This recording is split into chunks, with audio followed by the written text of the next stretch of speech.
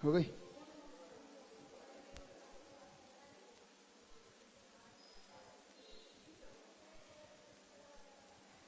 करें अतः गुरुकार स्वाध्याय विलयम का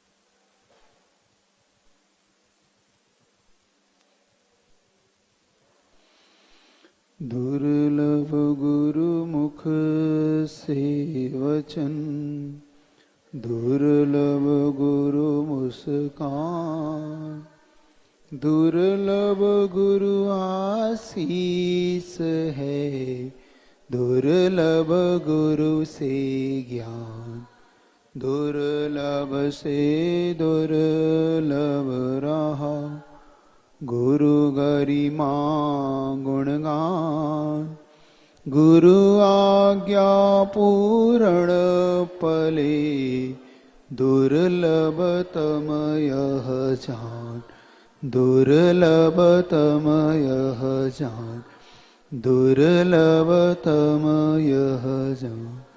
बोले देवादिदेव कुंडलपुर की बड़े बाबा की, संत शिरोमणि आचार्य भगवान गुरु और विद्यासागर जी महाराज की।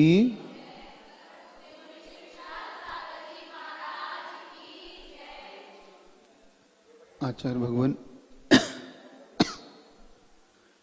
जितने दुर्लभ है उतना ही उनका गुणगान बहुत दुर्लभ है। वैसे एक महान गुरु है जिनकी महानता शब्दों में बांधना कठिन है। वो एक माँ की भांति भी है जो अपने शिष्य को वात्सल्य से ओतप्रोत कर देते, तो एक पिता की भांति भी है जो अपने शिष्य को मार्ग पर बनाए रखने के लिए कड़ा अनुशासन भी रखता है। तो एक गुरु भी है जो गुरु अपने शिष्य के लिए मात्र मार्ग ही नहीं देता, उन्होंने स्वयं लिखा, आपने मुझे पद दिया, पथ दिया, पाथेय भी दिया। पद मतलब होता है चरण, पथ मतलब होता है मार्ग, पाथेय मतलब मार्ग में मैं चल सकूं इस योग्य जो आपने मुझे दिया।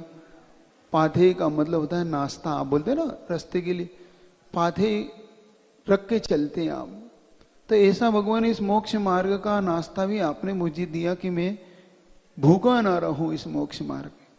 मतलब मैं अपनी अंतरंग आत्मा का भी वैभव देख सकूं, ये कुछ दिया है वो सब आपका ही दिया। ऐसे ही गुरु महाराज हैं जिन्होंने, जिनके अंदर माँ की भांति, पिता के भांति और एक गुरु के भांति, एक ईश्वर के भांति जिनके अंदर आत्मा बसती है। ईश्वर इसलिए कह रहा हूं कि वो स्वयं इतने वैभव, आत्मा के इतने वैभव से डूबे हुए ईश है। आत्मा के वैभव में जो डूबा हुआ है, जिसने उसे पा लिया, ऐसा वो ईश्वर भी है। और मानो वो इस सृष्टि पर सब कुछ है, उनके बारे में जितना कहा जाए वो सब। इसलिए दुर्लभ से दुर्लभ उनके गुण हैं, दुर्लभ से दुर्लभ उनके गुणों का व्याख्यान है। आज आचार्य महाराज का वो दुर्लभ गुण जो कि कभी किसी निश्चिंता को नहीं रखता। आपके पता है अनियत बिहारी है तो अनियत कार्यकारी भी है। अनियत कार्य को भी करते, मतलब किसी कार्य के लिए पहले कोई पूर्व योजना जिनकी घोषित नहीं होती, पहले से कोई बहुत बड़ी योजना बनाते हो फिर कार्य करते हो, ये तो उनके लिए है जिनके पुण्य में थोड़ी सी अभी कमी हो। उनका तो पुण्य ऐसा है कि जहां पर वो प्रवेश कर जाए, जिस मार्ग पे वो चल जाए, जिस कार्य की घोषणा कर दे वो अपने आप ही हो जाता है, वो होने लग जाता है।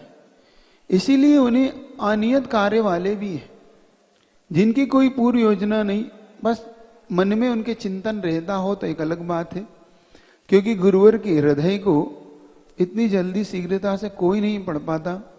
लेकिन किंतु उनसे बाहर योजना तभी आती है उनके अंदर से, जब कोई करने का कार्य सामने उपस्थित हो जाता है। आप इस बात का विचार भी नहीं कर सकते कि छोटे छोटे कार्य तो असमय में या अनियत में कर दिया जाए, लेकिन किसी को मोक्ष मार्ग में भी अचानक बढ़ा दिया जाए और वो व्यक्ति भी इतना समर्पणशाली हो, स्वयं शिष्य भी इतना समर्पण कर रहा हो कि वो तुरंत तैयार हो जाए, एक अचंभकारी घटना है। कभी घटना पुराणों में पढ़ने में आती थी, पुष्पदंत और पुष्पडाल की, जिनके गुरु दोनों की मित्रता के कारण आपने पढ़ा होगा कि किस प्रकार से वो दोनों मित्र थे और अचानक ही एक मित्र दीक्षा लेता है और दूसरा मित्र उन्हें आहार कराने के बाद छोड़ने जाता है। तो उसे कहते हैं कि तुम भी मुनि बन जाओ, और वो मुनि बन जाता है। पुराण ग्रंथों में ऐसी कथानक पढ़ने में आते थे, लेकिन जो खुद पुराण पुरुष हो, ऐसे पूज्य गुरुदेव के जीवन में ऐसी घटना घट जाए तो समझो कि ये महापुरुष के ही कोई गुण हैं, जिन गुणों के कारण इतनी सहजता से ऐसे महान महान कार्य भी हो जाते हैं। आचार्य महाराज वही आपको प्रसंग से जोड़ता हूं आज, कि किस प्रकार से उनका शिष्य समूह उनके लिए समर्पित रहता है। हर व्यक्ति उनके चरणों में कैसे समर्पित हो जाता है। एक छोटे से संकेत मात्र से, एक छोटा भी संकेत मिल जाए तो उस संकेत से भी वो कार्य कर जाते। आचार्य महाराज के उस प्रसंग से आप जुड़िएगा, क्योंकि ये प्रसंग ऐसा है कि किसी का जीवन कैसे बदल सकता है, लेकिन गुरु का संकेत अगर वो भाप जाए, गुरु के हृदय को अगर वो पढ़ ले, तो उसका जीवन बदलने में तनिक सा भी समय नहीं लगता। आप इसको पढ़ने का पुरुषार्थ करिएगा। यह घटना 2014 विदिशा की है, जब आचार्य महाराज विदिशा में चतुर्मास रथ थे और योग संयोग की बात थी कि 16 अक्टूबर का दिन था, जब चतुर्मास के दौरान, जब कार्तिक कृष्ण अष्टमी का वो वार, जिसमें गुरुवार का वह दिन था, और योग संयोग से कुछ ऐसे योग संयोग उस दिन आए थे कि उस दिन देखने लायक नक्षत्र थे जो कई वर्षों में आए थे। उस दिन गुरु पुष्य योग था, सर्वार्थ सिद्धि योग था, अमृत सिद्धि योग था। मतलब ज्योतिषों ने यह घोषणा की थी कि कई वर्षों में, 50 वर्षों में, मतलब ऐसा लगता है कि 100 200 500 वर्षों में योग आया था वो, जिसमें ऐसे योग था, ऐसा नक्षत्र था वो। ऐसा सब के दिन आचार्य महाराज ने सामायिक के बाद योग संयोग की प्रातः काल के आचार्य श्री की सामायिक हुई, और किसी ने पूज्य संभव सागर जी महाराज को बताया था कि महाराज आज का दिन ऐसा है, तो उसकी चर्चा पूज्य गुरुदेव से उनने की थी। आचार्य महाराज कहते हैं, हाँ मैंने भी सुना है कि आज का दिन बहुत बड़ा योग वाला, और किसी को नहीं पता कि आचार्य महाराज के मन में अब क्या चल रहा है। आप भी आश्चर्य करेंगे, मतलब इसको बहुत ध्यान से और गौर से सुनना, तब आपके लिए ये घटना समझ में आ पाएगी। कभी कभी ऐसा होता है, घटना बहुत लोग बहुत लेट समझ पाते हैं अगर ध्यान चूक जाए तो, इसलिए संकेत कर रहा हूं, निश्चिंत होकर बैठो और बिल्कुल उस घटना को ध्यान से सुनना, क्योंकि घटना सुनने के बाद आपको भी आश्चर्य होगा कि किसी का जीवन में ऐसी भी क्या घटना घट सकती है, क्या किसी का समर्पण ऐसा भी हो सकता है। आप देखिए, अब आचार्य महाराज के सामने जब ये नक्षत्र इसकी बात चली, तो ये बात प्रातः काल हुई और उस समय के लिए बात आई गई हो गई। आचार्य महाराज आहारचर्या के लिए उठते हैं और किसी को नहीं पता आचार्य महाराज के मन में अब क्या चल रहा है। कितनी बड़ी आचार्य महाराज कार्य करने की योजना मन में बना चुके हैं। देखना, आचार्य महाराज सीधे वहां से उठ के आहार के लिए निकलते हैं और वही दृश्य जो एक दिन आपको बताया था कि आचार्य महाराज ने कि मुझे अगर आज इस परिसर से आहार बार नवदा भक्ति मिलेगी तो लूंगा, वही दृश्य आज पुनः प्रस्तुत था। 2008 का वो दृश्य आज आचार्य महाराज ने 2014 में पुनः दोहराया और शीतल धाम को छोड़कर आचार्य महाराज निकल पड़े आहार करने के लिए शहर में। और आज चूंकि 2008 की घटना से विदिशा के लोगों ने शिक्षा ले रखी थी कि आचार्य महाराज निश्चितता के दौर में आचार्य महाराज कुछ नहीं, कभी भी अनिश्चित कार्य कर सकते हैं, वो ऐसे हैं। बस वो तैयार थे आचार्य महाराज के पड़घान के लिए इस बार, क्योंकि पिछली बार अलाप हो चुका था, तो इस बार वो कोई गलती करना नहीं चाहते थे। कुछ लोग ऐसे थे कि उन्होंने ये नियम ले लिया था कि अब अगर आचार्य महाराज इधर आएंगे तो शहर में हम पड़घान जरूर रहेंगे। और उस दिन आचार्य महाराज 2.5 किलोमीटर दूर एक वहां पर मंदिर है जिसका नाम किले अंदर मंदिर बोलते, किला मंदिर बोलते इसको। किला मंदिर इसलिए बोलते उसको कि वहां पर कभी पूर्व राजाओं की किले थे, उस किले के अंदर पूरा चारों तरफ से वो किला नुमा बना हुआ है, उस किले के वहीं पर अंदर ही मंदिर है, इसलिए उसको किला अंदर मंदिर बोलते। इसलिए आचार्य महाराज वहां से 2.5 किलोमीटर सोचिए आहारचर्या के लिए निकले। आहारचर्या के निकलने के बाद आचार्य महाराज उस मंदिर के पास में एक घर है जिसको विदिशा में वहां पर एक ब्रह्मचारी है जो एक बहुत अच्छी पोस्ट पे थे, मतलब SATI कॉलेज है जहां पे वो प्रोफेसर थे, उस कॉलेज के वो प्रोफेसर रहे।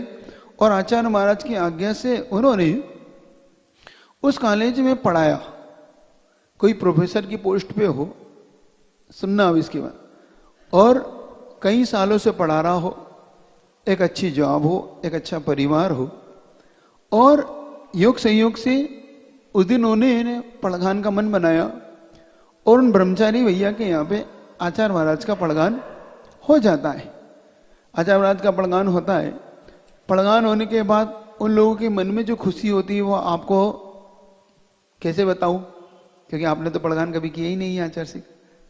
चलो कोई बात, फिर भी आप पुरुषार्थ करना उनकी खुशी को अंदाजा लगाने का, कि इस बात से लगाओ कि जैसे कभी स्वप्न में भी आपने कभी आचार्य का पड़घान किया हो, चलो ओरिजिनल नहीं किया हो तो सपने में भी किया हो, और जो खुशी होती है आदमी के अंदर, वो खुशी उनके उससे कई गुना खुशी उसके अंदर थी कि आचार्य महाराज की पड़घान की जो चेहरे पे खुशी नजर आती है वो अलग नजर आती है। मतलब ऐसा लगता है कि तीर्थंकरों का पड़घान आज किया हो, उनके पड़घान की इससे भी ज्यादा खुशी लोगों को होती है जब आचार्य जी का पड़घान होता है। जब आचार्य जी का पड़घान किया तो पूरा परिवार खुश था और खुश होकर खूब आचार्य श्री को अच्छे से उन्होंने आहार कराया। आहार कराने के बाद, पड़घान करने के बाद आचार्य श्री को पुनः छोड़ने के लिए शीतल धाम, जो कि वहां से 2-2.5 किलोमीटर था, अब जा रहे हैं। अब यहां से दृश्य को सुनने और देखने का पुरुषार्थ करना, इसकी इमेजिंग करिएगा उस दृश्य की जो आपको मैं कराना चाह रहा हूं। अब बहुत सावधानी से इस दृश्य को सुनना। अब इमेजिंग करो कि आप जा रहे हो, क्या करना है आपको? आपको करना है कल्पना कि मैं आचार्य श्री को छोड़ने के लिए जा रहा हूं। ठीक है, आप सब ये कल्पना करेंगे कि आपके यहां आहार हो गया, आहार होने के बाद आचार्य जी को छोड़ने के लिए आप इस स्थान तक जा रहे हैं जहां पे आचार्य श्री संत निवास में रहते। ठीक, अब आचार्य श्री से आपकी चर्चा होती है और आप उन योगों की, उस नक्षत्र की चर्चा करते जो सुबह संभव सागर जी महाराज ने की। तो महाराज वो ब्रह्मचारी भैया कहते हैं आचार्य श्री आज तो राजयोग है, क्योंकि उस पूरे योग को उन्होंने ज्योतिष में राजयोग बोला था कि इस समय अगर किसी को ये योग का लाभ हो जाए, मतलब इस योग में कोई कार्य हो जाए, तो उसे राजाओं जैसा वैभव मिल सकता है। तो आचार्य श्री कहते हैं, आचार्य श्री राजयोग कहते। आचार्य महाराज कहते हैं उन भैया जी से कि आज राजयोग नहीं है, आज तो महाराज योग है। क्या बोलते हैं? आज राजयोग नहीं है, आज महाराज योग है। अब आचार्य श्री का मन था वो नहीं समझे, उन्हें ऐसा लगा कि आचार्य श्री का पड़गान हुआ इसलिए ये महाराज योग है, क्योंकि महाराज का पड़गान हुआ ना, एक मुनि का पड़गान मिला, तो वो क्या समझे ये महाराज योग है। और वो समझने के नहीं समझे और आचार्य महाराज को छोड़ने गए। तो इसकी चर्चा उन्होंने किसी महाराज से की कि महाराज आज आचार्य श्री से चर्चा होती है, आचार्य श्री बोलते हैं कि आज राजयोग नहीं है, आज महाराज योग है। तो एक महाराज, अब सुनिएगा, कल्पना करिए, कर रहे हैं ना कल्पना, आपके आचार्य से चर्चा चल रही हो और आचार्य से आपसे कह रहे हैं आज कौन सा योग है, महाराज, और आप उनको छोड़ने के। अब महाराज से आपकी चर्चा होती है, ठीक भक्ति इरियापद भक्ति के बाहर आप बैठे हैं, अंदर महाराज लोग बैठे हैं, वो भक्ति कर रहे हैं, जैसे आप यहाँ पे महाराज के संग करता है ना, तीनों महाराज जैसे करते हैं ऐसे कर रहे हैं, और सब लोग बाहर बैठ के उस भक्ति को देख रहे हैं। अचानक 11:35 पर संभव सागर जी महाराज को आचार्य श्री बुलाते हैं, और जब तक महाराज जी बुलाने जाते हैं तो एक महाराज उनसे कहते हैं ऋषि भैया से, तो आचार्य जी का मंतव्य नहीं समझे, आचार्य जी की भावनाओं को नहीं समझे, आचार्य जी क्या कहना चाह रहे पता नहीं, महाराज जी मैं तो कुछ समझ नहीं पाया। तो वो पूछते हैं क्या कभी कभी कोई निवेदन किया है? महाराज जी निवेदन तो बहुत बार किया है। मुनि बनने का? हाँ मुनि बनने का निवेदन बहुत किया है। आचार्य जी कभी ध्यान ही नहीं देते, बस एक ही बात कहते, पढ़ाओ, अभी प्रोफेसर हो, देखो बहुत अच्छी पोस्ट पे हो, इसको पोस्ट करो, हो माता पिता की सेवा करो, आज्ञा का पालन करो। अब मैं बार बार निवेदन करता हूँ, आचार्य से ध्यान ही नहीं देते। क्योंकि जब हम लोग भी गए थे 2014 में, योग संयोग से उस वहाँ की गर्मी हमने वहीं की गुजारी थी 2014 की, और हम लोग इधर पहुंचे थे, उधर आचार्य से चतुर्मास के लिए वहां पहुंचे थे। हम लोग उस समय खुरे ही पहुंचे थे। तो उनसे हम लोगों ने कभी चर्चा की, आप लोगों ने आचार्य से निवेदन नहीं किया? तो कहते आचार्य जी से हमने निवेदन पहले किया है, लेकिन आचार्य से ना जाने क्यों हम पे ध्यान नहीं देते। तो जब ये महाराज ने चर्चा की उस चतुर्मास के दौरान, तो महाराज जी ने कहा कि एक बार फिर से निवेदन करके देखो कुछ हो जाए। तो हाँ महाराज जी आज योग तो अच्छा है। तो जब वो आचार्य श्री के पहुंचे कि आचार्य श्री आज बहुत नहीं, एक नहीं, दो नहीं, 4 योग है। एक तो सर्वार्थ सिद्धि योग है, अमृत सिद्धि योग है, गुरु पुष्य योग है और गज केसरी योग। मतलब ऐसे योग है कि इस योग को राजयोग है। और इतने में जब संभव सागर जी की चर्चा आचार्य से चल ही रही थी, क्योंकि इन योग की चर्चा संभव सागर जी और आचार्य के बीच चल रही थी। ऋषि जो ब्रह्मचारी जी थे, और वो आचार्य श्री के पास श्रीफल लेके पहुंचते हैं कि आचार्य जी कम से कम हमारी दीक्षा के बारे में सोचिए। आप इमेजिन करिए, आपने दीक्षा श्रीफल चढ़ा दिया क्या, और आपने ऐसा सोचिए कि मैंने सिर्फ ऐसे ही चढ़ा दिया, मिलना तो है ही नहीं, क्योंकि आज 11:30 बज रहे हैं और कोई दोपहर में कोई दीक्षा तो हो नहीं जाएगी, सुन रहे कि नहीं। और आपने चढ़ा दिया, किसी के कहने से, आपने मन से ही चढ़ा दिया कि चलो कम से कम आचार्य जी खुश हो जाएंगे इस बात से, और आपने कह के चढ़ा दिया। लेकिन ऋषि भैया ने ऐसे नहीं चढ़ाया था, वो तो दीक्षा के लिए तैयार थे।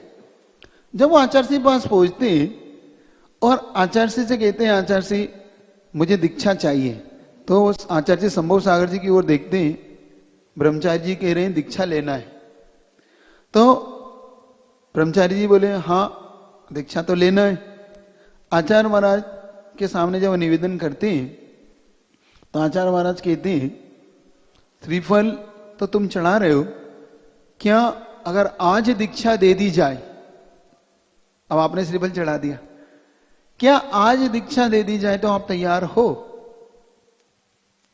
अब वो ब्रह्मचारी जी कहते हैं मुझे बस 1 घंटे का समय दे दो, क्योंकि मेरे साइन जो करना है सारी कागज पे साइन करके मैं सिर्फ, और क्या करना साइन करना, साइन कुछ नहीं करना, सारे कोरे कागजों पर सिर्फ साइन करके वकील को देना कि वो भर लेगा, मुझे कुछ नहीं करना। मेरी सारी जायदाद, मेरे प्रोफेसर की जो मेरी नौकरी उस पर भी मुझे रिजाइन देना है, सारे कार्य बैंक के खाते, ये सारी चीजें मुझे बस एक साइन करके देना है। आचार्य ने बस उसे कितने घंटे का दिया? 1 घंटे का समय, देख लो। और 1 घंटे बाद घोषणा होती है कि आज ठीक 2 बजे दिगंबरी दीक्षा होने वाली। इमेजिन कर रहे हो, कर रहे हो मन में कि आपने श्रीफल फूल से भी चढ़ा दिया तो तुम्हारी दीक्षा हो जाएगी अगर आचार्य श्री को जम गई बात। मतलब अगर पुण्य तेज है आपका और आचार्य महाराज उससे जुड़ जाए तो उस समय जैसे ही एक दीक्षा की घोषणा होती है तो लाइन लग जाती है ब्रह्मचारियों की कि हमें भी दीक्षा चाहिए, हमें भी दीक्षा चाहिए। उसमें से 4 ब्रह्मचारियों को आचार्य से चुनते हैं। देखो 50 ब्रह्मचारी खड़े हैं वहां पर, लेकिन आचार्य महाराज किसमें से चुनते हैं? 4। किसका पुण्य तेज? तो आचार्य महाराज उसमें से मुश्किल से जैसे उनको आशीर्वाद देते हैं और आचार्य से सीधे सामयिक में बैठ जाते हैं। कुछ ब्रह्मचारी लोग नहीं, हम भी लेंगे, लंबी लेंगे। आचार्य से कहते हैं अब मैं अभी एक की घोषणा करी, बात का बाद से देखूं। और आचार्य श्री के शिष्यों की तैयारी देखना कि अभी एक भी पीछे नहीं है, क्योंकि किसी को पता ही नहीं दीक्षा होना है। 11:30-12 बजे घोषणा हो रही है दीक्षा की कि एक दीक्षा होना है। फिर घोषणा होती है सामायिक से उठने के बाद कि दूसरी दीक्षा भी तय हो चुकी। फिर 10 मिनट बाद घोषणा होती है तीसरी भी और चौथी भी। 4 दीक्षाएं तय हो चुकी हैं और 4 पीछे चाहिए, 4 कमंडल चाहिए। उनके शिष्य इतने सजग हैं कि चारों दीक्षाओं की चारों पीछे और चारों कमंडल भी तय है। उन्होंने उसी समय देखो कितना सजग है संघ कि अगर गुरु महाराज का एक आदेश संकेत भी मिल जाए तो वहां पीछे कमंडल मिलने में देर नहीं। आपको ध्यान होगा जब क्षुल्लक दीक्षा दी जाई थी, जब क्षमा सागर जी की हुई थी तो 4 की तय हुई थी, 5वां 5 मिनट बाद, 2 छठा 10 मिनट और बिना डंडी की पीछे भी दे दी गई। तो सोचो कि आचार्य कितने अनिश्चित वाले हैं और फिर भी उनका पुण्य कितना तेज है कि जिस कार्य को 12 बजे बोल रहे हो और 2 बजे कार्य होना है, 2 घंटे के अंदर पीछे बनना अच्छे के लिए अच्छी नहीं है, बन नहीं सकती। लेकिन गुरु महाराज का पुण्य देखो कि आचार्य महाराज ने 12:30 बजे तक ये कार्य हुआ। 1:30 बजे जब उठे तो पुनः 2 ब्रह्मचारी 3 ब्रह्मचारी की और तय हुई और आचार्य महाराज ने जब घोषणा करी होगी समझो 1:15 बजा होगा, 1:15 बजा होगा और 2:30 बजे मंच पर सारी व्यवस्थाएं तैयार थी। इतना गहरा है आचार्य श्री का पुण्य, उनका पुण्य इतना जोरदार है कि जिसकी वो, और आप विश्वास नहीं करेंगे जब इसकी घोषणा हुई तो आप विचार करो कितनी पब्लिक वहां आ सकती है, कितनी इमेजिंग करो कितनी आ सकती है, 1000 2000, क्योंकि 1-1.5 घंटे में कितने लोग आ सकते हैं जिन्हें पीछे है। उस दिन पब्लिक 25,000 पब्लिक उस दीक्षा को देखने के लिए उमड़ी, 20 से 25,000 पब्लिक। ऐसा वो रोड ब्लॉक हुआ था सिर्फ 2 घंटे के अंदर, क्योंकि वहां इतने बड़े बड़े नगर बसे हुए, भोपाल, खुरई, सागर, दमोह, ऐसे बड़े बड़े नगर बसे हुए जहां से मात्र 1 घंटे में व्यक्ति वहां पहुंच सकता है अपने पर प्राइवेट वाहन से, ट्रेन से, क्योंकि वो अपने आप में ट्रेन का इतना बड़ा गढ़ है। तो आप सोचो कि आचार्य श्री अगर 1-1.5 घंटे पहले भी घोषणा कर दें किसी चीज की तो पब्लिक संभलती नहीं है वहां पे। इसलिए आचार्य श्री की पुण्य और आचार्य श्री की कार्यशैली हमेशा आश्चर्य का नहीं रही कि कितना आश्चर्य का वाला पुण्य आचार्य श्री का कि उन्होंने घोषणा करी। और जब उनका घोषणा करने के बाद जिसमें एक ऐसे महाराज जी भी बने जो कि आचार्य श्री के आज्ञा से कई सालों से पैदल चलते थे, पैदल विहार करते थे, 2 प्रतिमा लेके। विनोद जी उनका नाम था, जबलपुर के रहने वाले थे, हाँ लमेटा के थे वो, हाँ जबलपुर के पास एक गांव है लमेट। तो पैदल विहार करते थे हमेशा, ठंडों गर्मियों। और आचार्य श्री की से इतने निरीह वृत्ति रखी थी उन्हें, मात अपने साथ एक जोड़ी कपड़ा रखते थे पहनने का और एक जोड़ी अपने थैले में, एक थैला और एक ऐसी पुस्तक बस, और एक अपना कमंडलू, 5वीं चीज नहीं रखते थे। पैसा भी 50-100 रुपया, जब कहीं मजबूरी में फंस जाओ तो कहीं जा आ सको, बस इससे ज्यादा नहीं रखते थे, क्योंकि जब मैं उनसे मिला था ब्रह्मचारी था, तो ऐसे भी ब्रह्मचारी जी ने, और देखो आचार्य श्री के मन में उन्होंने एक दिन पहले यह कहा कि आचार्य श्री में पैदल जाना चाहता हूं, क्योंकि पैदल विहार करते थे। तो मुझे महाराज जी बहुत दूर आचार्य ने उन्हें आशीर्वाद भी दे दिया, ठीक है जाओ। तो उस दिन योग संयोग से कुछ अष्टमी पड़ी, अष्टमी का दिन था, तो उन्होंने कहा कि आचार्य से कल का उपवास, और उपवास में भी वो पैदल चलते थे, और उन्होंने तैयारी कर ली कि मुझे जाना है। तो जब दीक्षा की घोषणा से पहले वो पहुंचे थे कि आचार्य श्री मैं जा रहा हूं, तो आचार्य हाँ ठीक, मतलब आचार्य से निधिता थे, देखो उनके कोई जरूरत नहीं कि तुम रुको दीक्षा लोगे क्या करो, कुछ नहीं, हाँ जाओ जा रहे हो तो जाओ। और जैसे उन्हें पता पड़ा कि आचार्य श्री तो दीक्षा दे रहे, तो आचार्य श्री से कहते हैं आचार्य श्री मैं 50 साल से आपसे 50 साल का होने आ रहा हूं, और मैं कई सालों से आपसे दीक्षा मांग रहा हूं, आप तो मेरी दीक्षा हो जाए। तो आचार्य श्री कहा ठीक है, अगर दीक्षा चाहते हो चल लोगे कर लोगे, जी आचार्य श्री। तो उन्हें आशीर्वाद मिला दूसरी दीक्षा में कि उनको तुम्हारी दूसरी दीक्षा होगी। मतलब सोचो, एक ऐसे मुनि महाराज जो वहीं बासोदा के थे, और एक ऐसे मुनि महाराज जो सागर के थे, ऐसे चारों ब्रह्मचारियों को मिली दीक्षा, जिसमें जिनको आचार्य महाराज ने कहा था कि ये राजयोग नहीं है, ये महाराज योग है। तो उस महाराज योग में 4 महाराजों को दीक्षा मिली, और 4 ही योग थे और 4 ही महाराज थे। देखो 4 योग भी 4 ही थे, और महाराज भी 4 ही आचार्य श्री ने चले। पहले महाराज का नाम दिया शीतल सागर जी महाराज, दूसरे महाराज का नाम शाश्वत सागर महाराज, तीसरे महाराज का नाम समरस सागर जी, और चौथे का श्रमण सागर जी। समझ रहे हो, चारों का साफे नाम दिया ना। पहले का नाम बताओ, दूसरे का, तीसरे का समरस, और चौथे का श्रमण। इस प्रकार से आचार्य श्री ने, देखो तो इससे पता पड़ता है कि आचार्य श्री का पुण्य कितना गहरा है, और दीक्षार्थियों का पुण्य भी कितना गहरा होगा, कि सबके छोड़कर आचार्य महाराज ने उन्हें दीक्षित दी।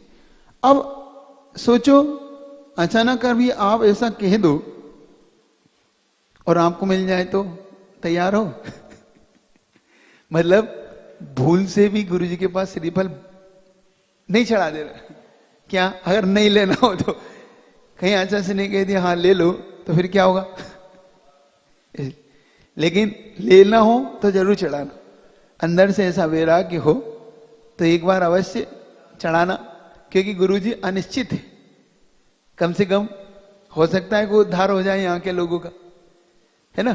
तो आचार्य महाराज इस प्रकार से इतने अनिश्चित वाले हैं, और फिर भी उनका पुण्य इतना गहरा है कि इसमें भी आचार्य महाराज के सारे कार्य सहज है। इसलिए कहते हैं कि उनके कार्य को करने के लिए सिर्फ मनुष्य नहीं है, उनके कार्य करने के लिए न जाने कौन कौन तैयार है, जो सहज रूप से उनके कार्य को करता है। और अपन उन कार्यों को देखते रह जाते हैं कि आचार्य महाराज के कार्य को कौन करता है।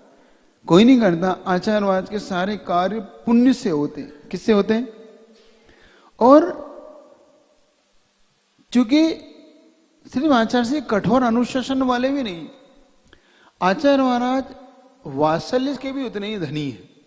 आपको बताया था कि आचार्य महाराज उतना ही अपने शिष्य को मां की तरह, क्योंकि जैसे एक मां अपने पुत्र को वात्सल्य देती है, उतना ही वात्सल्य उनके द्वारा भी दिया जाता है अपने शिष्यों को। क्योंकि आचार्य महाराज का वह घटना, क्योंकि आचार्य महाराज आपको बताया था कि किस प्रकार से उपवास वगैरह चतुर्मास के दौरान करते थे। 2 आहार एक उपवास, 3 आहार एक उपवास, 4 आहार उपवास एक उपवास कर लिया, मतलब कभी। और योग संयोग से सिद्ध क्षेत्र नैनागिरी में आचार्य से पहुंचे होंगे। शीतकालीन प्रवास था, आचार्य महाराज ने उपवास किया। उसी दौरान आचार्य महाराज ने दूसरा उपवास भी किया। तो कुछ शिष्य जो कि उनके साथ पहले उपवास ले चुके थे, उनका भी मन हुआ कि जब गुरुजी कर रहे हैं तो हम भी करेंगे। तो उन्होंने भी, और महाराजों ने भी, 2-3 महाराज पहुंचे आचार्य से दूसरा उपवास ग्रहण किया। और चूंकि उस समय क्षमा सागर जी महाराज जी भी साथ थे, तो क्षमा सागर जी महाराज स्वयं अपने, चूंकि उनकी काया आपने देखी होगी, कभी देखा है किसी ने? कभी उनका चित्र देखना, एकदम दुबली पतली काया उनकी, एकदम दुबली पतली काया, मतलब लंबाई उनकी काफी थी लेकिन पतला दुबला शरीर, लेकिन अंदर से डेयरिंग बहुत था, मतलब उनके अंदर बहुत विल पावर थी। तो उस विल पावर के कारण जब वो आचार्य के पास पहुंचे कि मैं उपवास लेना चाहता हूं, क्योंकि आचार्य महाराज जानते थे, और देखो स्वयं 3 उपवास कर रहे हैं, लेकिन जब उन्होंने उपवास लिया तो जब आचार्य महाराज उनके प्रोत्साहन के लिए, देखो उनसे पूछते कि तुम्हारे लिए सब ठीक तो लग रहा है, मतलब स्वयं 3 उपवास में हो तो कौन किसकी पूछेगा? आप गुरु की पूछोगे, गुरु आपकी पूछेगा? गुरु की पूछ, क्योंकि अपन गुरु के बारे में पूछेंगे, आचार्य से आपकी 3, लेकिन उनके अंदर कितना वात्सल्य कि एक शिष्य के लिए भी, कि अगर शिष्य ने भी उपवास किया है तो उसको प्रोत्साहन देने के लिए आचार्य महाराज पूछते हैं, आपका उपवास ठीक है, आपको ठीक लग रहा है? स्वयं 2-2 उपवास करके 3 उपवास करके कर रहे हो, लेकिन उनके अंदर का वात्सल्य इतना है, तो स्वयं अपनी चिंता कम करते, जो अपने संघ की और जो साधना करते उन लोगों की चिंता आचार्य महाराज अपने वात्सल्य भाव से जो करते, और आचार्य महाराज के द्वारा जब उनके उपवास की प्रशंसा की, देखो उन्हें प्रोत्साहन कैसे देते थे? किसी शिष्य को प्रोत्साहन देना हो तो आचार्य से उसकी की हुई साधना की प्रशंसा जरूर करते। और एक ऐसा महान गुण है, ये आपको बताया था कि अगर उच्च गोत्र का बंद करना हो तो किसी के गुण की हमेशा प्रशंसा करो, चाहे वो आपका दुश्मन भी क्यों ना हो। अगर उसमें गुण है तो उस गुण की प्रशंसा हमेशा करना चाहिए, चाहे आपको वो व्यक्ति अच्छा लगता हो ना लगता हो, इससे कोई फर्क नहीं पड़ता, क्योंकि व्यक्ति से ज्यादा उसका गुण महत्वपूर्ण होता है। और जब आचार्य महाराज तो फिर उनके शिष्यों की प्रशंसा से इतने बड़े होकर भी, क्योंकि उनका गुण ग्रहण का जो भाव है ये बहुत दुर्लभ लोगों में पाया जाता है, दुर्लभ व्यक्तियों में पाया जाता है गुण ग्रहण का भाव। दोष तो हर कोई ग्रहण कर लेता है, दोष निकालना भी सरल है, किसी व्यक्ति में दोष देखना बहुत सरल है, और आप देख भी लेते हो सहज भाव से। किसी का दोष आप सहज प्रकट भी करने में नहीं चूकते कहने में, उसका तो ये है महाराज जी, उनका तो ये है, हमने देख लिया, उनके तो ऐसा है, उनके पास तो, लेकिन गुण ग्रहण कर लेना किसी व्यक्ति से, ये ऐसा गुण है कि आपके गुण को कई गुना उन्नति करता है। क्या?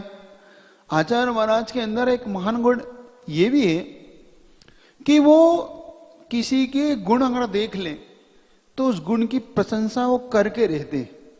ऐसा नहीं कि वो आता है या नहीं आता है, वो कहाँ रहता है, क्या करता है, लेकिन हर व्यक्ति के गुण के हमेशा प्रभावित होते, उसकी गुण की प्रशंसा। तो एक चीज आचार्य से सबको सीखना चाहिए कि हमेशा गुणों की प्रशंसा करना सीखो। अगर किसी में कोई गुण है, वो आपके मन को भाता है या नहीं भाता एक अलग बात है, लेकिन उसके गुण की प्रशंसा हमेशा करो। जैसे कभी राम ने लक्ष्मण से रावण के गुणों की प्रशंसा की थी। उस वैष्णव दर्शन के अंदर जब आप देखो कि रावण को उन्होंने एक महान पंडित विद्वान बताया, क्योंकि उन्होंने राक्षस भी माना लेकिन उसके साथ एक महान विद्वान भी बताया। और जब उसके मरण काल निकट आया, और मरण काल निकट आने पर भी जब वो राम कहते हैं लक्ष्मण से कि जाओ शिक्षा लेना है तो रावण से नीतियां लो, क्योंकि इतना बड़ा विद्वान है। और देखो ये कहलाता है राम का गुण ग्रहण। अब लक्ष्मण जब पहुंचता है तो कैसे पहुंचता है? क्योंकि व्यक्ति में जब तक नम्रता नहीं होगी वो किसी से कुछ नहीं पा सकता। क्या? वो विनय भाव से नहीं पहुंचा, उसको तो लग रहा था कि रावण को जब मारा ही है तो इससे क्या लेना ज्ञान, राम भैया भी किसी के सामने भी मुझे भेज देते, लेकिन फिर भी आज्ञा, भाई आज्ञा के कारण तो गया। और अंत में हुआ क्या? रावण ने नीतियां नहीं दी, क्यों? क्यों नहीं दी नीतियां? क्योंकि वो कैसे गया था? अकड़ के गया था। मतलब वो झुकना नहीं चाहता था लक्ष्मण, वो अकड़ के। और अकड़ के तो संसार में तुम किसी से कोई कुछ नहीं प्राप्त कर सकते, घर में प्राप्त नहीं कर सकते, बाजार बाहर तो दूर की बात है। क्या तुम अगर अकड़ के तो घर में भी तुम अपनी मम्मी से भी कुछ नहीं ले सकते, पापा से कुछ नहीं ले सकते, भाई बहन से भी तुम अकड़ के कुछ नहीं ले सकते, फिर तो तुम दुश्मन से कुछ लेना चाह रहे हो। तो राम ने किसी कितनी बड़ी शिक्षा दी कि लक्ष्मण तुम ये बताओ तुम कहां थे, कहां खड़े थे? मैं उसके सिर के पास खड़ा था। चरणों के पास जाके खड़े हो जाओ। कहां खड़े हो जाओ? चरणों के पास जाके खड़े हो जाओ तो तुम्हें प्राप्त हो जाएगा। और जब वो पुनः जाके चरणों के पास खड़ा होता है और हाथ जोड़ के विनम्र भाव से कहता है कि मुझे आप नीतियां राम भैया ने भेजा है और मैं आपसे निवेदन करता हूं कि मुझे नीतियां आप दें, तब रावण पूरा ज्ञान उसके अंदर उड़ेल देता है लक्ष्मण के अंदर कि तुमने आप विनम्र भाव से मांगा है तो ले। लेकिन अगर विनम्र भाव नहीं है तो ध्यान रखना संसार में तुम किसी से पूछ नहीं पा सकते। और फिर जब गुरु से पाने की बात हो तो ध्यान रखो, कोई साधक से पाने की बात हो तो बहुत दुर्लभ गुण होता है, अच्छे अच्छों में ये गुण नहीं होता। उन्हें क्यों ऐसा लगता है कि उन्हें देना हो तो वो दे देंगे। ध्यान रखो, देने वाले का नहीं, लेने वाले का भाव विशुद्ध हो। देने वाला तो सबको एक जैसा ही देता है, जब लेने वाला गलती कर जाता है लेने में। इसीलिए जब भी लो तो बहुत विनम्र भाव से लेने का पुरुषार्थ करना। ऐसा ही आचार्य महाराज के अंदर जो स्वयं देते हो और फिर उनके अंदर इतना महान गुण हो तो फिर लगता है कि वो कितने महान होंगे, उनके अंदर कितना महानता से भरा हुआ होगा कि जो स्वयं गुणों से भरे हुए फिर भी सामने वाले के छोटे से गुण को भी बड़ा करके बताते हो। ये एक महान गुण होता है कि आप लबालब भरे हो गुण से और सामने वाला आपके सामने निर्गुणी हो, मतलब गुण नहीं हो और इतना सा भी गुण हो उसके पास, फिर भी आप गुणवान होके भी उस छोटे से गुण की भी प्रशंसा करते हो। क्या समझ रहे हो? उस छोटे से गुण की भी प्रशंसा करते हो तो इससे पड़ता है कि आपके अंदर कितना महान गुण है कि आपके अंदर सब कुछ होते हुए भी आप सामने वाले के छोटे से गुण की भी इतनी महान प्रशंसा कर जाते। ऐसे हैं गुरु महाराज कि हम सब शिष्य जानते हैं कि गुरु महाराज के चरणों की हम धूल भी नहीं है। क्या नहीं है? धूल भी नहीं। उनके आगे उनके अंदर जितना तप, उनका इतना ज्ञान, उनका जितना जिन शासन के प्रति दृढ़ श्रद्धा उनके अंदर जितना भरा पड़ा है, फिर भी गुरु महाराज अपने छोटे से शिष्य का भी कितना प्रोत्साहन करते हैं, कितना बड़ा चाड़ा के उसको कि नहीं तुम ऐसा कर सकते हो, तुम चिंता मत करो, सब हो जाएगा, कितना उसके अंदर भर देते हैं। तभी उनका इतना महान गुणगान आज पूरा संसार करता है। यही गुण कि स्वयं जिन्होंने 9 उपवास किए हो और जिस उनके शिष्य ने 2 उपवास भी किए हो तो उसकी भी प्रशंसा करते हैं कि देखो पूरे संघ के सामने कि देखो इन महाराज ने आज 2 उपवास किए, 2 उपवास की साधना। क्या जो स्वयं 9 उपवास करके बैठा हो और सामने वाले के 2 उपवास की भी कैसी भूरी भूरी प्रशंसा करता है। देखो ये है साधना, ऐसे करना चाहिए। तो इससे लगता है कि देखो उनके अंदर कितना महान महान गुण है, महान उनका आदर्श है कि छोटी छोटी शिष्यों को भी तो इस प्रकार से आचार्य प्रोत्साहन देने में कभी नहीं।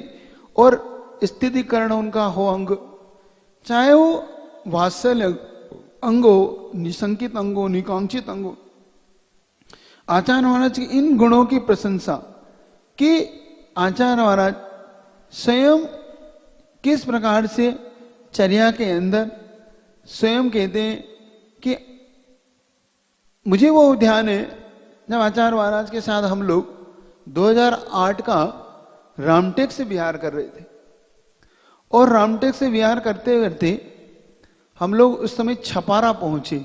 एक सिवनी छपारा, कभी आपने नाम सुना हो, नहीं भी सुना हो तो कोई बात नहीं। सिवनी छपारा ऐसे वो गांव है जहां में भगवान महावीर स्वामी की एक बहुत प्राचीन प्रतिमा है छपारा में, और शिवरी तो उनके नाम से जाना जाता है, दिवाकर जी के नाम से। सुमेरचंद दिवाकर जी जो आचार्य शांति सागर जी के परम भक्तों में से थे और एक अच्छे विद्वान भी थे वो।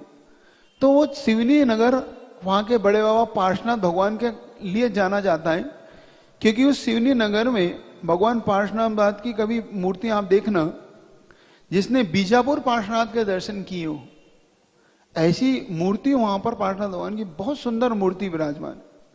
वो एक पूरे क्षेत्र जैसा मंदिर है उनकी। अब उसमें कम से कम 15-17 बेदियां उस मंदिर के अंदर है, लेकिन इतना सुंदर लगता है वो। ऐसे ही छपारा की मूर्ति है।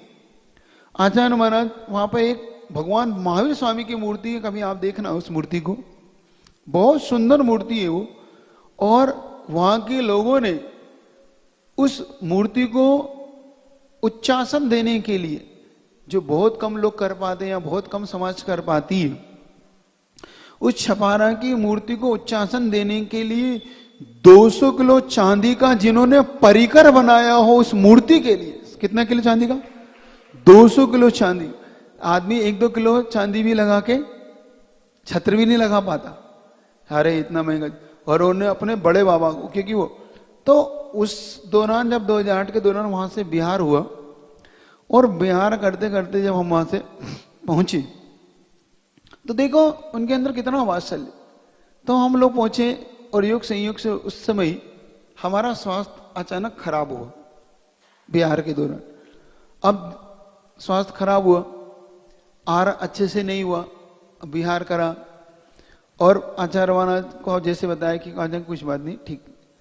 और जब हम आगे वहां से बढ़े तो हम लोग जब छपारा से आगे बढ़े और एक नगर के लिए जहां पे आहार होना था हम सबका आचार्य, और योग संयोग से हमारा पड़गान बहुत दूर 1 किलोमीटर दूर कर लिया बिहार में ही। हम 1 किलोमीटर हम गए, हम पहुंचे ही हैं, और पहले ग्रास में अंतराय, और अंतराय वो हम लौट आए 1 किलोमीटर वापिस। आचार्य महाराज को पता पड़ा, आचार्य महाराज कहते अंतराय हो गया, कोई बात।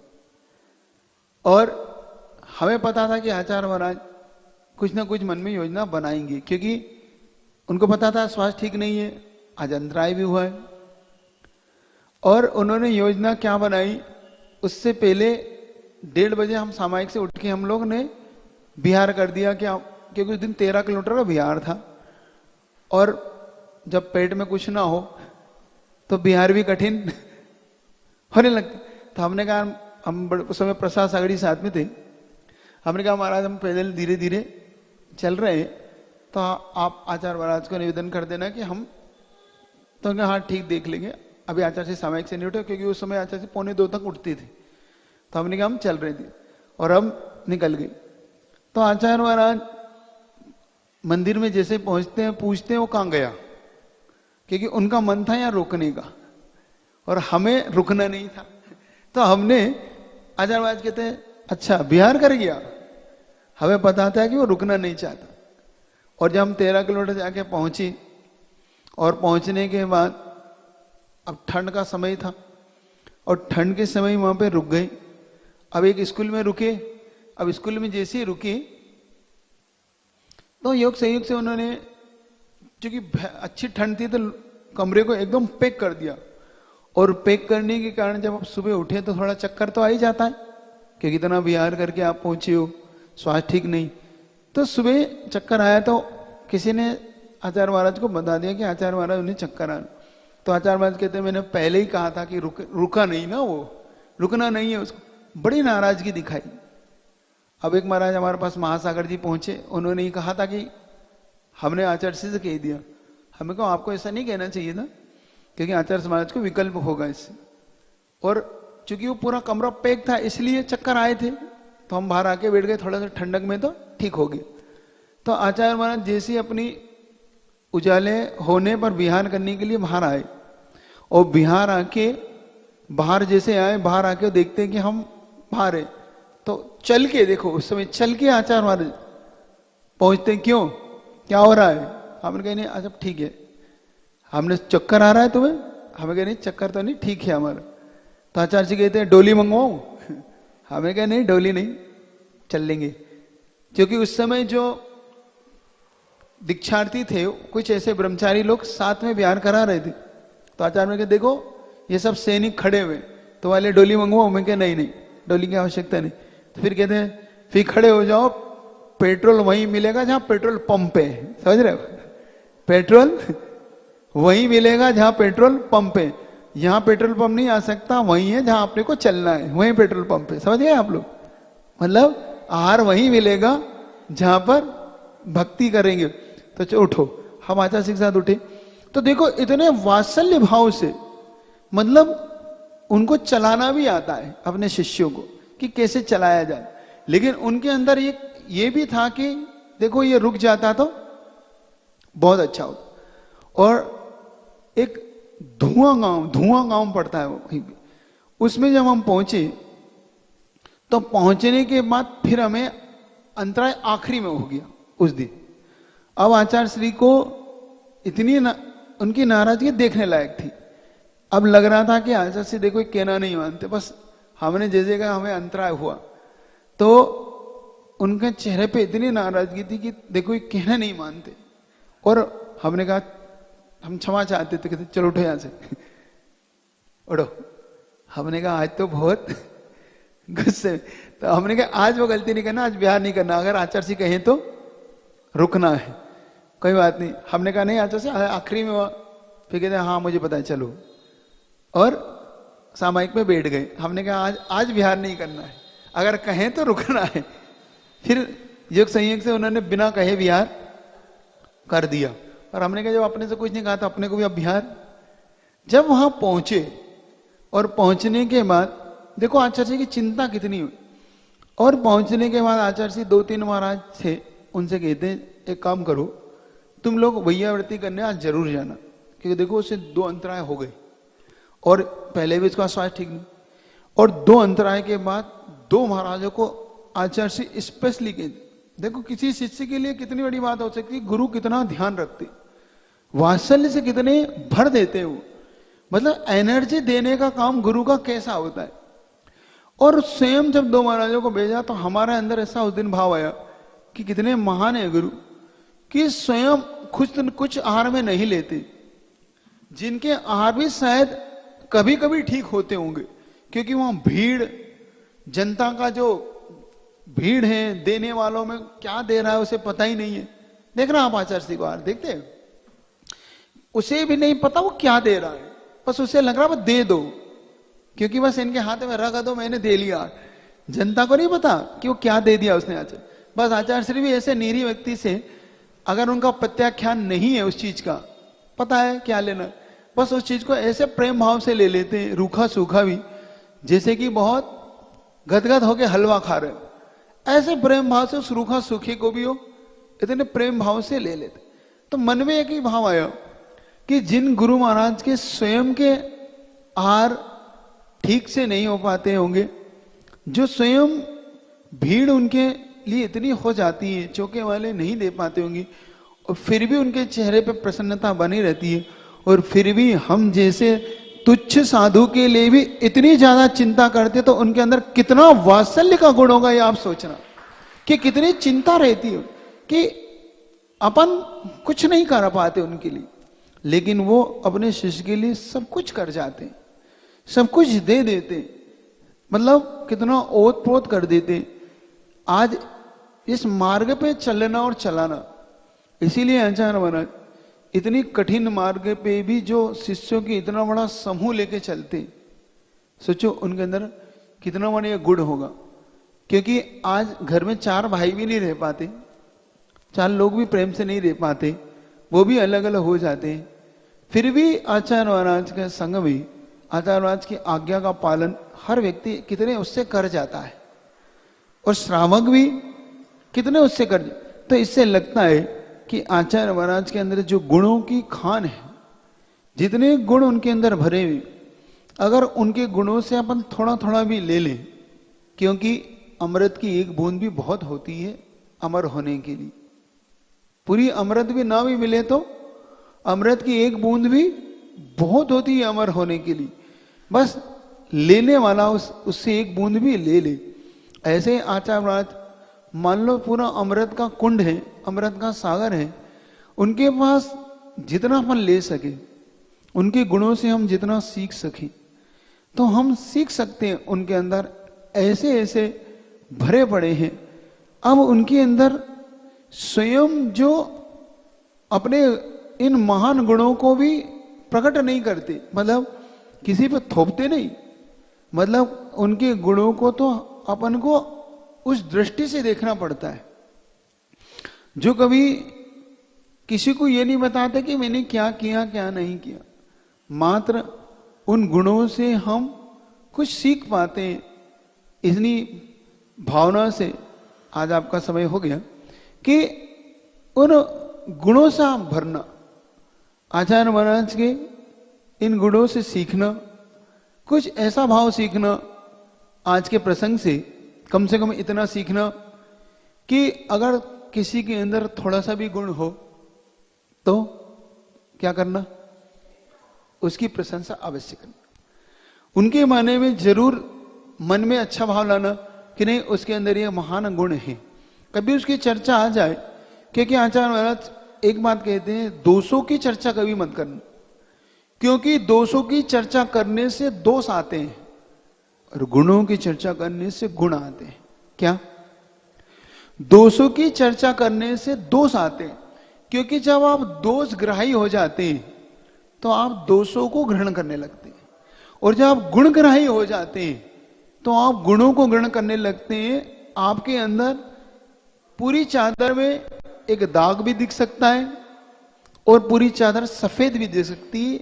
देखने की आपकी निगाह होना चाहिए। क्या? पूरी चादर सफेद है और अगर उसमें एक तिल भी है तो आपको वो दोष दिख सकता है, छोटा सा भी, लेकिन आपको पूरी चादर सफेद नहीं दिख रही, ये सबसे बड़ा दुर्गुण है आप में। क्या क्या दुर्गुण है? पूरी चादर व्हाइट है लेकिन जरा सा उस पर एक तिल आया तो आपने क्या देख दिया, देखो कितना बड़ा इसमें काला काला, मतलब पूरी चादर व्हाइट है वो नहीं दिखी आपको। क्या दिखा आपको? तो आपने अगर दोष ही देखना है, आपको क्या देखना है? दोष ही देखना है, तो फिर आप उसमें दोष देख सकते। और आप गुण ही देखना चाहते हो तो आप ये भी कह सकते हो कि पूरी चादर तो व्हाइट है, क्यों आप तिल देख। तो दोनों चीज आपको देखना है।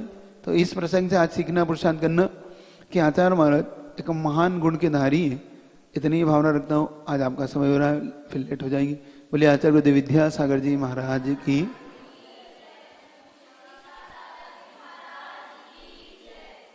चलिए जाप कर ले, सीधी बैठिएगा, आसन लगा ले, आंखें बंद, कमर सीधी, गर्दन सीधी, मन को आचार्य श्री के गुणों से भरना।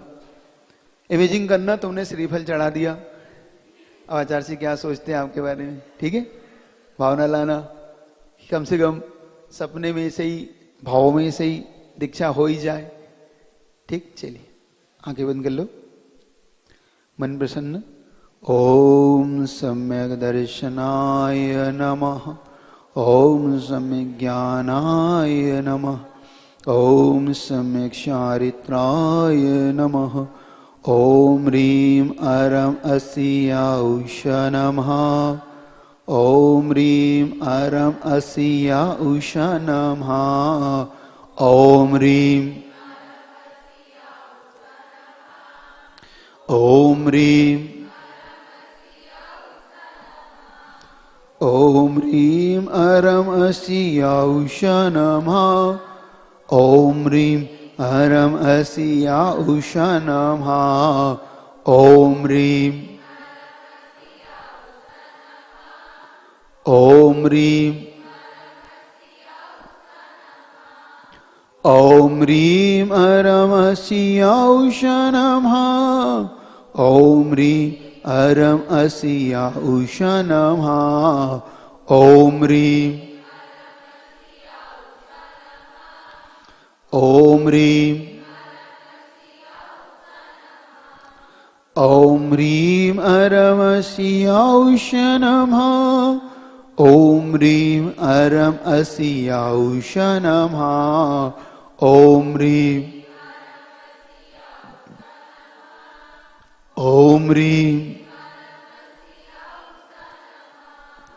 ॐ ह्रीं अरं अस्याौष नमः।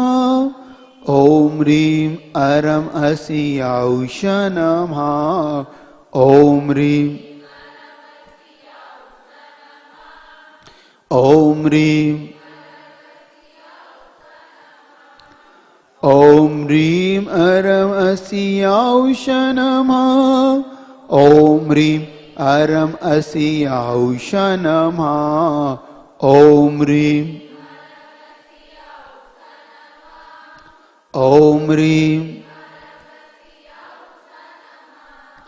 ॐ ह्रीं अरं अस्याौष नमः। ॐ ह्रीं अरं अस्याौष नमः। ॐ ह्रीं ॐ ह्रीं ॐ ह्रीं अरं अस्याौष नमः। ॐ ह्रीं अरं अस्याौष नमः। ॐ ह्रीं ॐ ह्रीं ॐ ह्रीं अरं अस्याौष नमः। ॐ ह्रीं अरं अस्याौष नमः। ॐ ह्रीं ॐ ह्रीं ॐ ह्रीं अरं अस्याौष नमः।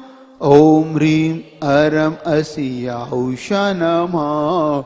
ॐ ह्रीं ॐ ह्रीं ॐ ह्रीं अरं अस्याौष नमः। ॐ ह्रीं अरं अस्याौष नमः। ॐ ह्रीं ॐ ह्रीं ॐ ह्रीं अरं अस्याौष नमः। ॐ ह्रीं अरं अस्याौष नमः। ॐ ह्रीं ॐ ह्रीं ॐ ह्रीं अरं अस्याौष नमः। ॐ ह्रीं अरं अस्याौष नमः। ॐ ह्रीं ॐ ह्रीं ॐ ह्रीं अरं अस्याौष नमः। ॐ ह्रीं अरं अस्याौष नमः। ॐ ह्रीं ॐ ह्रीं ॐ ह्रीं अरं अस्याौष नमः। ॐ ह्रीं अरं अस्याौष नमः। ॐ ह्रीं ॐ ह्रीं ॐ ह्रीं अरं अस्याौष नमः। ॐ ह्रीं अरं अस्याौष नमः। ॐ ह्रीं ॐ ह्रीं ॐ ह्रीं अरं अस्याौष नमः। ॐ ह्रीं अरं अस्याौष नमः। ॐ ह्रीं ॐ ह्रीं ॐ ह्रीं अरं अस्याौष नमः। ॐ ह्रीं अरं अस्याौष नमः। ॐ ह्रीं ॐ ह्रीं ॐ ह्रीं अरं अस्याौष नमः। ॐ ह्रीं अरं अस्याौष नमः। ॐ ह्रीं ओम ह्रीं ओम ह्रीं अरम शियाउष नमः। ओम ह्रीं अरम असियाउष नमः। ओम ह्रीं ओम ह्रीं ओम ह्रीं अरम शियाउष नमः। ओम ह्रीं अरम असियाउष नमः। ओम ह्रीं ओम ह्रीं ओम ह्रीं अरम शियाउष नमः। ओम ह्रीं अरम अशियाउष नमः।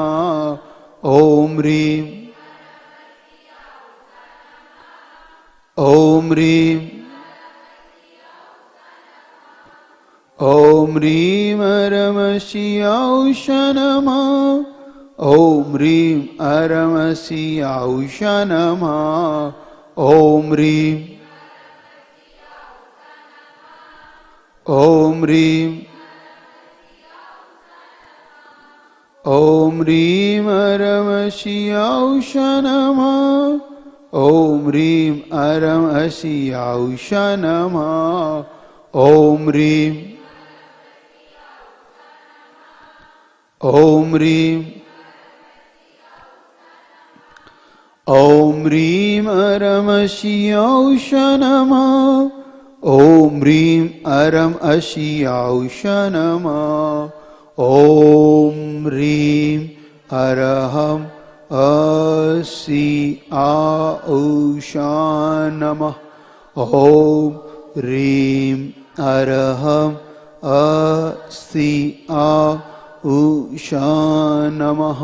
ओम ह्रीं अरहम असियाउष नमः।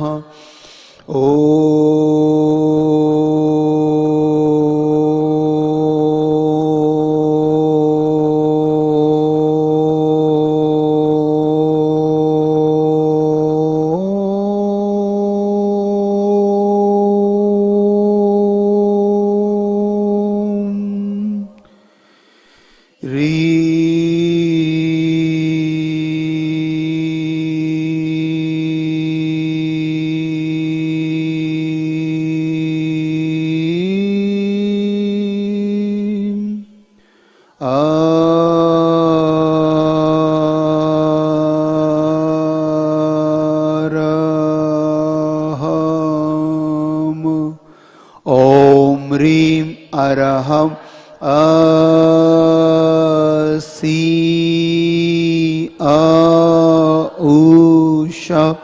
ओम ह्रीं अरहम असियाउष नमः। सम्यक् दर्शनाय नमः। सम्यक् ज्ञानाय नमः। सम्यक् चारित्राय नमः।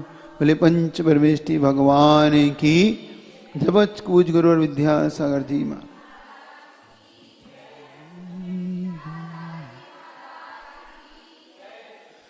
भवसागर में दुख ना मिलता, तेरी शरण में आता क्यों।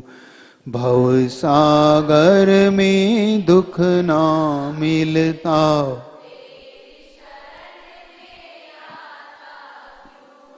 शरण में आकर सुख ना मिलता, तेरी शरण में आता क्यों। शरण में आ सुख ना मिलता, तेरी शरण। सच कहता हूँ मेरे भगवन, नहीं प्रेम से आया हूँ। सच के मेरे भगवन, नहीं प्रेम से आ। विपदाओं ने मुझको घेरा, व्यथा सुनाने आया हूँ। विपदाओं ने मुझको घेरा, व्यथा गर्मी जिसको नहीं सताए, वृक्ष के नीचे जाता क्यों। गर्मी जिसको नहीं सताए, वृक्ष के नीचे शरण में आकर सुख ना मिलता, तेरी शरण में भीख नहीं मैं मांग रहा हूँ, नहीं कोई भिखारी हूँ। भीख नहीं मैं, नहीं कोई भिखारी, स्वामी सेवक को देता है, मैं तो भक्त पुजारी हूँ। स्वामी से मैं तो भक्त, जितना नीर लुटाता बादल, उतना उज्जवल होता क्यों। जितना नीर लुटाता बादल, शरण में आकर सुख ना मिलता, तेरी शरण में। तुम तो भगवान सुख के सागर, दो बूंदे मिल जाएंगी। तुम तो भगवान सुख के सागर, दो बूंदे जाने वाली अंतिम श्वास, कुछ पल को रुक जाएंगी। जाने कुछ पल को, नदियों में यदि जल ना होता, हंस बैठने आता क्यों। नदियों में यदि जल ना होता,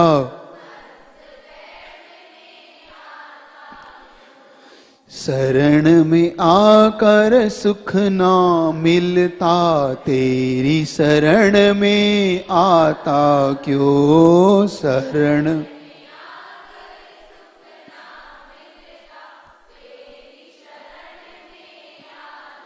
जो कुछ करना चाहे कर लो, करना बहुत जरूरी है।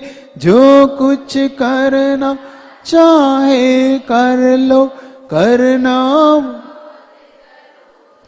दूध यदि माँ नहीं पिलाए, बच्चा रुदन मचाता क्यों।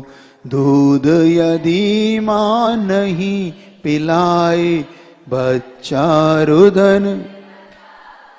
भवसागर में दुख ना मिलता, तेरी शरण में। शरण में आकर सुख ना मिलता, तेरी शरण में आकर सुख ना मिलता, तेरी शरण में आता क्यों। जिनवाणी के ज्ञान से सूझे लोग, सो वाणी में। हे जिनवाणी भारती तो जो तेरी शरण काश।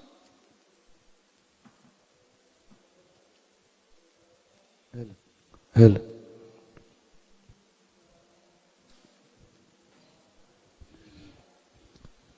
बोलिए 1008 श्री चंद्र प्रभु भगवान की जय। बोले परम पूज्य विशाल सागर जी महाराज की जय।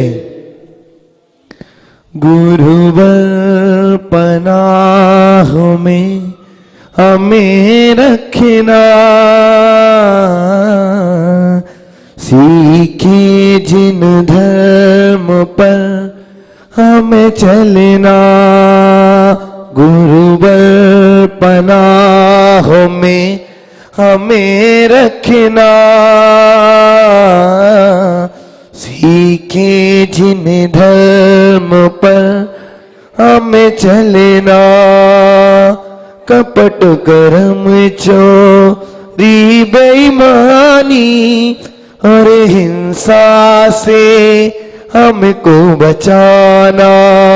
कपट कर्म चोरी बेईमानी और हिंसा से हमको बचाना।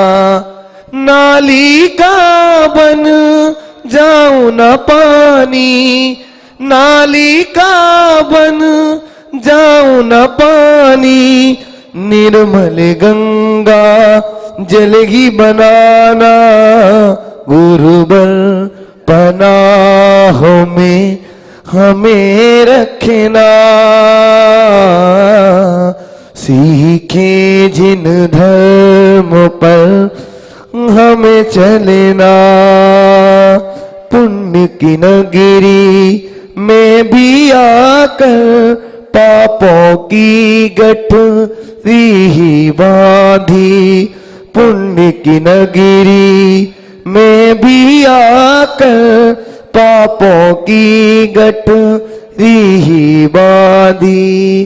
करुणा की हमें छाँव में रखना, करुणा की हमें छाँव में रखना। मुझसा नहीं को ई अपराधी, गुरुबर पनाहों में हमें रखना। सीखे जिन धर्म पर हमें चलना। जय बोलो संत श्रोमणी आचार्य गुरुवर विद्या